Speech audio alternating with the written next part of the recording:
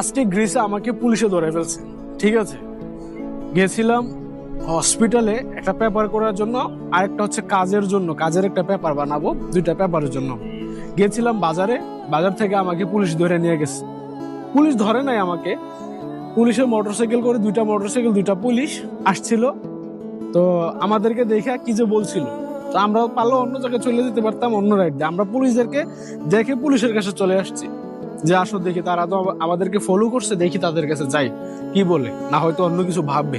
তো আমরা তাদেরকে দেখে তাদের কাছে চলে গেছি। তারা কাগজপত্র চেক করছে, থানায় নিয়ে গেছে। থানায় নিয়ে যাওয়ার পরে আমাদের নাম টাম, জন্ম তারিখ, বাবার নাম, মায়ের নাম, দেশ, এগুলা লেখছে।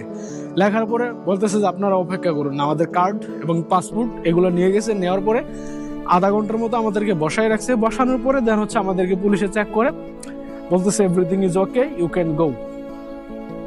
এটা বলে আমরা হচ্ছে থানা থেকে বের হয়ে গেলাম। সুতরাং আমি বলতে চাচ্ছি, পুলিশ দেখলে আপনি যদি লিগাল থাকেন কখনো দৌড়াবেন না। ইভেন আপনি যদি ইলিগালও থাকেন কখনো দৌড়াবেন না। যদি দৌড়েন তখন কিন্তু আপনার ব্যাপারে অ্যাকশন বেশি হবে। যদি কেমন অ্যাকশন বেশি হবে, আপনি যদি নিরাপদে তাদের কাছে যান, কোনো ঘাটাঘাটি করবে না।